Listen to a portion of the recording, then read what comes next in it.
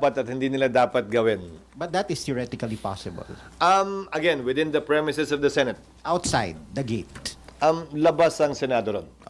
Sir, sorry. So, kahit po walang session, basta nasa loob siya ng premises, Kasama yan sa mga Kahit wal- kasama yan sa mga president na binanggit ko dun sa mga dating senador na binanggit ko. kahit walang session, basta nasa loob siya ng Senado, hindi pwedeng arestuhin. Hindi pinayagan ng mga nauna ring Senate President. Bahagi na yan ng tradisyon at practice ng Senado na sang-ayon nga sa rules namin ay bahagi na rin ang rules namin. And you will also not allow it, sir? Yes. Walang session? Yes.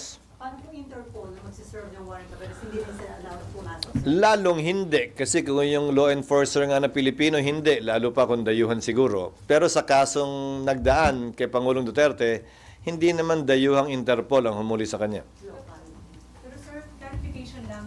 Sinabi rin sa inyo ni sinabi rin ba sa inyo ni Senator De La Rosa na that is his intention kung sakaling may warrant of arrest, mag-stay siya dito? Or? Wala siyang sinabing ganun. So, Nagtanong lamang siya ng iba't ibang options na pwede sa kanya. like, sir, Iba't ibang options na pwede sa kanya di kaugnay ng Senado. Hindi ako isa sa mga abogado niya para magbigay ng suggestion maliban sa pwedeng magawa o gawin ng Senado.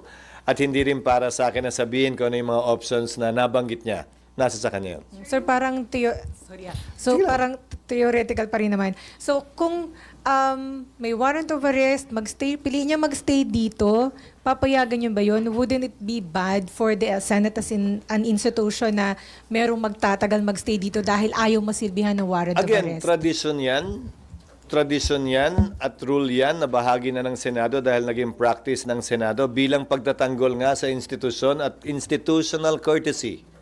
Ulitin ko, wala sa batas yan pero nasa rules ng Senado at institutional courtesy lamang yan.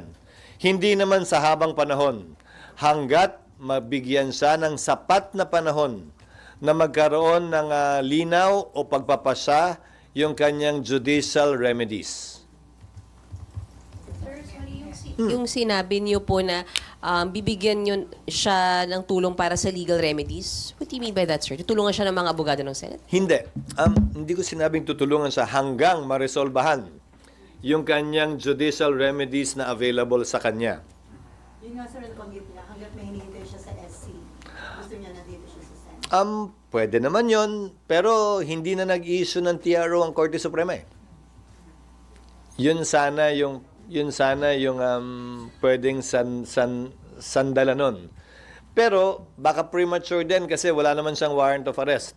So pwede siyang mag-reconsider at humiling ng pag-issue pa ng TRO kapag ka nag-apply na sa kanya.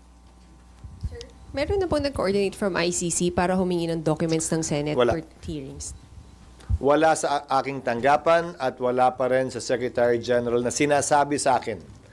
Naaasahan ko namang sigurong sasabihin agad sa akin pag may ganun.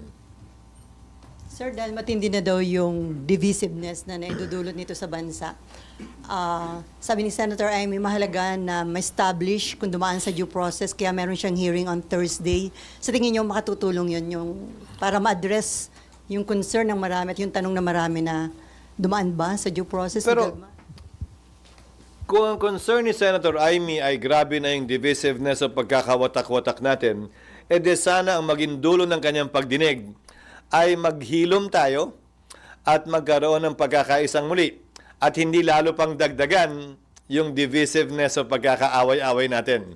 Kung yun ang pakay niya, sang-ayon ako sa pakay na yon.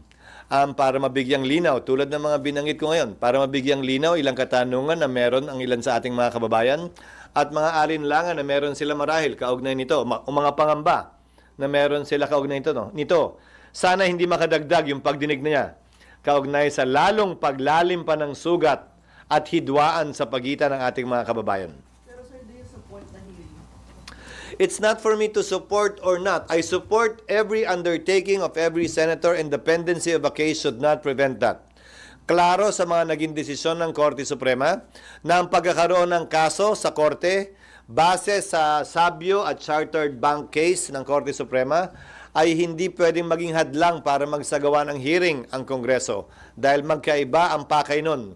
At hindi naman pwede, porkit may mag-file lang ng kaso, hindi na pwedeng tingnan o imbestigahan ng Senado. So sinusuportahan ko ang kapangyarihan ng Senado na magsagawa ng pagdinig, bagaman may kasong pending sa korte ngayon. Sir, ano yun? Moto proprio, di ba?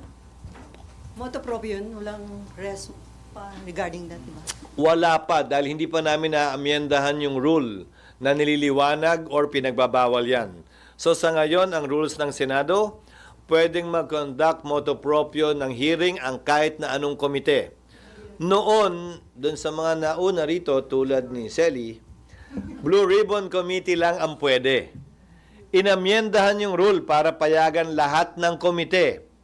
Nagkaroon ng issue, kung maalala nyo, ilang buwan na nakalilipas at kinonsidera naming limitahan ulit, isara yung gripo, ika nga. But we did not get to amending that rule. So the rule still stands up to today na lahat ng komite kapag ka-recess ay pwedeng mag-conduct ng hearing motu proprio. At hindi pwedeng pigilan, hindi ko pwedeng pigilan o mapigilan. Sir, so far madami na daw protest action in support of Duterte. Do you think it would affect yung economy, and ano yung your take on that? Palaging may epekto anumang ingay sa politika sa mga negosyante. Magpepreno ng konti, magpipigil-pigil ng konti, pero sana habang naiibsan ito, habang humuhupa ito, habang lumilinaw kung anong mangyayari sa mga susunod na araw, buwan at linggo, huhupa din yung pangamba ng mga negosyante at manunumbalik yung kanilang pamumuhunan sa ating ekonomiya na lubusan nating kailangan sa panahong ito. And on Senator Robin, nandun pa din siya sa dahig.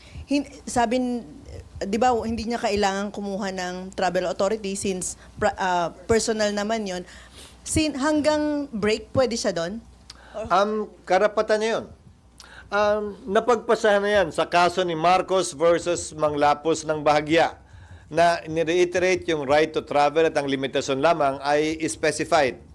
Kaya nga naging pasya ni dating Senate President Rilon, hindi na mag-require ng TA. Kasi kung ang korte nga hindi pwedeng pigilan ng isang Pilipinong magbiyahe, sa pa daw kaya bilang Senate President, lalo na kung pribado yung biyahe. Pag official trip, ang nagiging epekto lamang naman ng TA pag official trip ay yung travel tax, hindi kailangan bayaran. Pero maliban doon, wala namang epekto yung TA talaga. Sir, hindi ba... Pag-authorize din na gamitin yung diplomatic passport niya, yun ang epekto ng pagkakaroon ng TA. So malamang ang ginamit ni Senator Padilla ay yung kanyang private passport. Sir, hindi ba pagka may TA ka, o pag wala kang TA, pwede kang harangin ng immigration? Oo, kung requirement yon ng batas na dapat may TA ka. Halimbawa, nung governor ako, kailangan may TA ako mula sa DILG secretary. At pwede akong harangin ng immigration kung wala ako nun. Pero since walang ganung requirement bilang senador, hindi siya pwedeng harangin ng immigration at sabihing may requirement ng TA. Dahil ang Senado mismo hindi nagre-require ng TA. Sir, itong, balikan ko lang yung tungkol dun sa mga rallies. Do you think itong rallies will ripen into like a people power kind of scenario? Hindi para sa akin na sabihin yon, pero ang pwede kong makomentaryo lang siguro, karapatan ng ating mga kababayan na magpetisyon sa gobyerno kaugnay ng sama ng loob nila sa pamahalan. Karapatan nila yon na ginagarantiyahan ng saligang batas. At para sa akin, marapat lamang na payagan at pahintulutan yon na sinabi naman ng gobyerno na papayagan at papahintulutan nila. Dahil saklaw yon ng Bill of Rights na ginagarantiyahan ng ating saligang batas. Basta't mapayapa yung mga pagtitipon na yun. Sorry, Medyo babalik. kung may connection lang. Sir, kung sakali lang pong magkubkub si Senator Bato dito tapos magsa-start ng impeachment, may effect ba siya in any way, sir? Like, madedelay ba the impeachment, pre-trial, trial? Wala ako nakikitang rason para madelay yun, at least hindi siya malilate. Sir, pag malapit, yun yung nalilate. So, sir, so walang epekto sa preparations para sa impeachment itong nangyaring arrest kay former President? Wala ako nakikitang posibleng epekto nito. Kung hindi, magandang ihalin tulad. Sa dami na nagmamadali, sa dami na nangungulit at nanguurat, kaugnay dito, kung isipin ninyo, yung pagdinig kay dating Pangulong Duterte, sinet ng September 23. 6 na buwan matapos masimulan at kung isipin nyo, nakadetine pa. Pero aabutin pa rin ng 6 na buwan. Niwala